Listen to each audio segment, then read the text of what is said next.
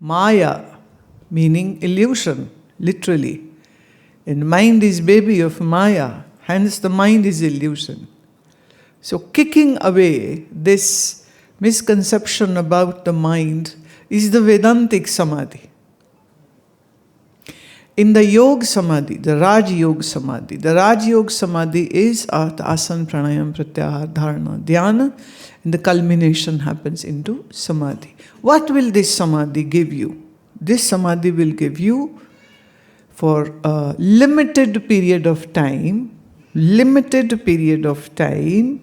the mind will go into a zone of like hibernation, you can say. Hibernation. The mind just cools down and calms down and is in its like literal seed form. So if somebody achieves and attains the Yoga Samadhi, will not attain Brahma Gyan. Because the Brahma Gyan is to be understood by a very clarified intellect. And intellect is not there in Samadhi. Hence, Samadhi has its own utility. Samadhi's utility is this, that this can give you a first-hand experience that when mind doesn't function at all, and the mind totally goes into recession mode and the intellect calms down and all the five senses have like literally docked back into their source. So this is state of what we can call is sthirta. Complete stability, no movement, nirvikalpta, no thoughts, no anti-thought. This state can be also called a state of great joy. This state can be also called of which will just take away all the attachment, aversions and the drive to live long, the fear of death and whatnot. But for that limited time when the mind will go into this state. And this state can stay from a minute to hour to 10. But then every samadhi will end. So a Raj Yogi will be again aspiring to go back into that state. But even if you be in that state, it's just a experience of joy or experience of peace, shanti, but not self-realization. So the Yoga Samadhi actually has indirect relationship to Brahma Vidya. That is, it prepares the student for Vedanta. So there, in today's time, I can say this is something which is actually needed so much more. Because over here, in this assembly, I can pick more than 60% of people who are emotionally unstable.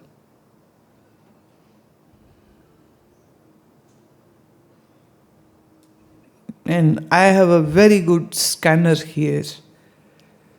And I can see it. And I know them, most of them. And I know their histories. And I don't have to know the chronological histories of their life, their eyes, their faces, giving me the whole detail. Just today I was talking to one of my Swami and I was saying that emotionally unstable people have no business to stay in this 3-month Vedanta program. So we have to let go of few of them now. Why? Because they are not prepared. They are not prepared. And just by living in the complex of this place will not make you detached. Shaving of your head won't make it. Wearing orange clothes won't make it. Wearing white clothes won't make it. The dispassion has to come very, very deep. And if you have a baggage of, oh, my past was this, my husband was this, my mother was this, my father was this, nobody loves me, Or I don't have a husband, oh, I have no wife and I'm looking for it and I'm kind of finding it. Oh, I don't have money and I don't have a secure job and I'm insecure. Well, if this is your mind status, you are totally not eligible for at least this program which is running here. As bitter I might sound, but truth bites.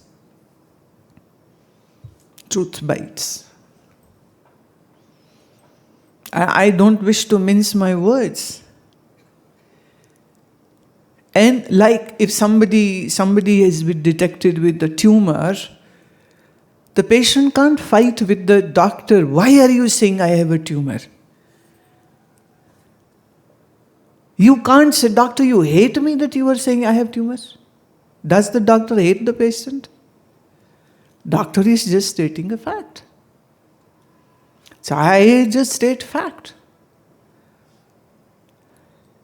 Someone who can't take a grip of their minds can't go very far in this Vedanta. Can't go. If you have too much of emotional baggage and if you have too much of remorse or guilt or anger or sadness in your mind is like has been bitten by the virus of total negativity. So our tamasic mind is not fit for Vedanta. So there comes the upasana, the devotion into help. There comes yoga which will come into the help. The upasana, devotion, will kill the vasana or the worldly urges out of your mind. And practice of Raj Yoga will bring stability in your mind and body. Can we redirect that emotions, all those emotions? No. This is an absolute nonsense which some people are saying. Redirect your emotions. How? See, if you have a cancer in your lung, and so let's redirect it to stomach and send it maybe to pancreas or maybe to liver or maybe to ovary or maybe to thyroid or maybe to brain. Will it solve anything? It's like someone had a very, very difficult or painful experience in the sleep. Nightmares. Horrible dream. Very, very horrible dream.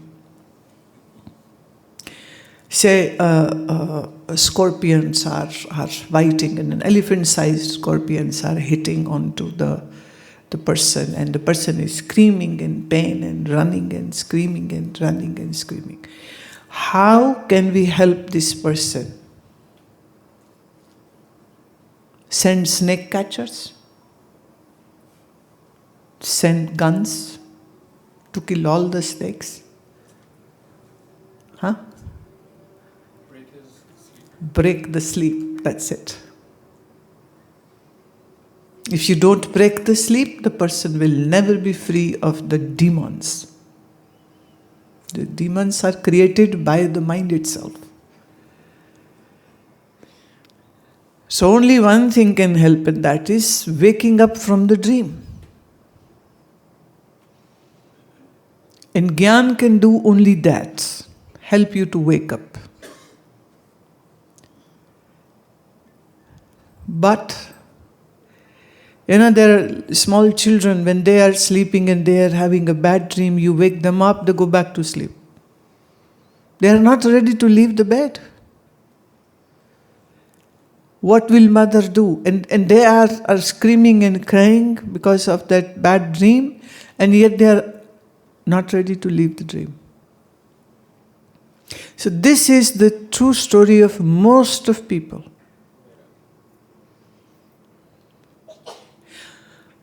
So the yoga samadhi is the path of Raj Yoga is great to prepare you to become a good student of Vedanta.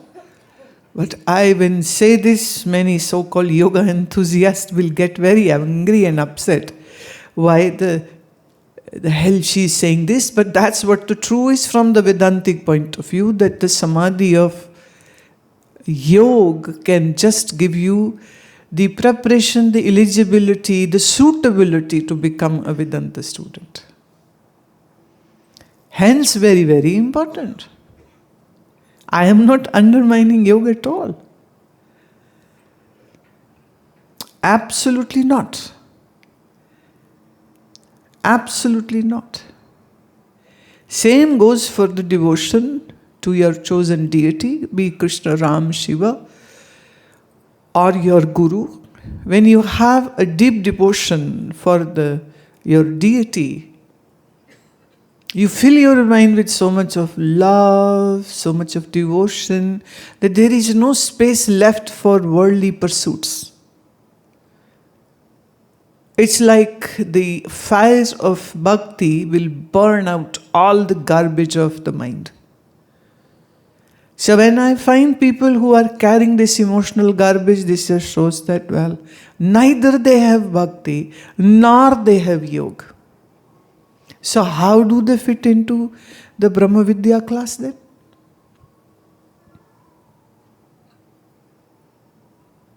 Doesn't make sense.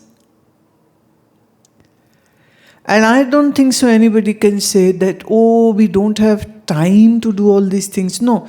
Devotion is something which happens in your heart and mind. You don't need time to, feel that. It's like a boy in love with the girl. The boy will think about the girl 24/7, doesn't need a separate time, and says in his school, university or college, "Sir, may I be excused because I have to sit down alone under a tree and remember my girlfriend?" Huh? No greedy person says to the father or mother, "Please excuse me so that I can sit down and focus my mind on money, how to make money. Or admire the money which I might have in the coming future." No one. You just carry it in.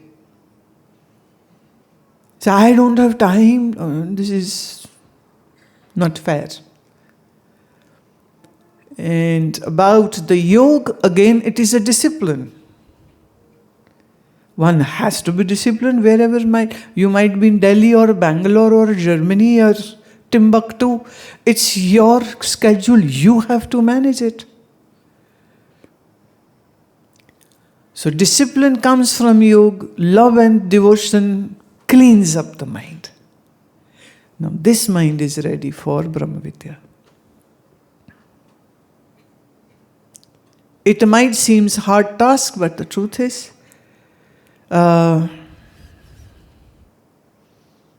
again, I'm reminded of Rajab. Rajab had darshan of Sant Charandas Maharaj.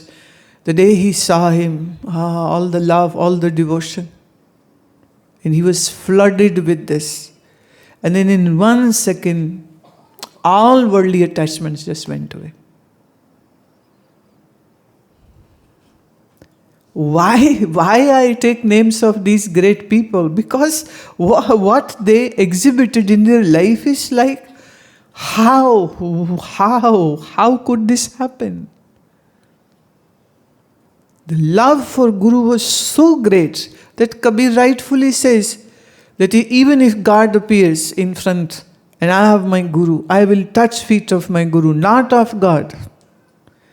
Because Guru is the one who taught me everything about God. So for me, God is number 2 and the Guru is number 1. So Guru Brahma, Guru Vishnu, Guru Deva Maheshwara. Chapter closed. Finished. What a beautiful shloka it is.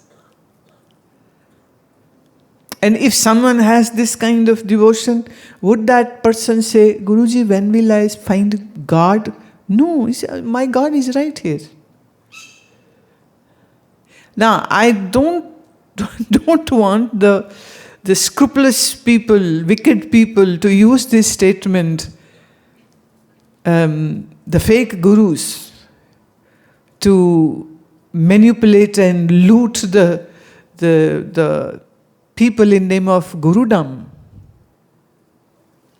But I'm just being fair and just stating what the emotion of a devoted Shishya or disciple is. Guru doesn't need your money or riches or whatsoever. No.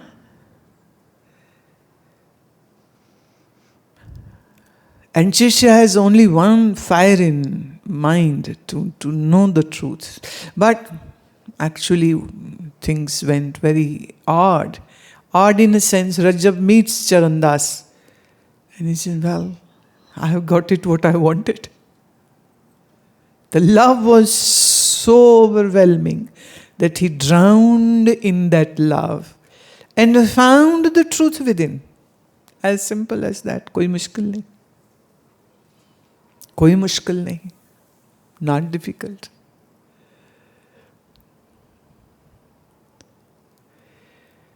But sometimes, a child is holding a screwdriver in his hand and wants to just see it so close that he's almost ready to hit his eye with the screwdriver. What would mother or father do?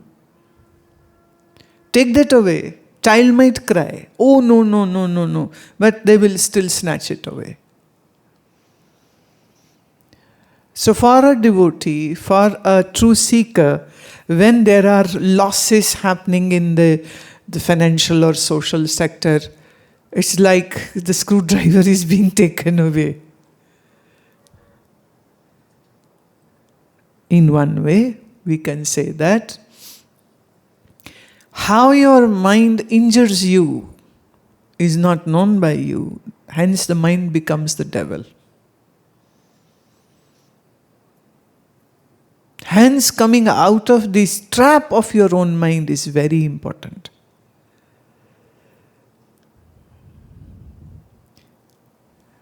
Are you getting what I'm saying? And for example, now you said, once this attachment is gone, will it be gone for how long? Well, once you know a thing, you know it. You never lose the grip of it. Be it economical, social, or whatsoever. Once you know something, you know it. Now that knowing can't be taken away from you. Can it be? Even in deep sleep, somebody calls Amit, and there are 10 people sleeping. Who will wake up? You don't even lose the memory of your own name in the deepest sleep. Similarly, Jnani never loses this understanding that I am not body. Doesn't has to again remind oneself again and again and again. No, it's not. That's why I say it's simple. Very simple.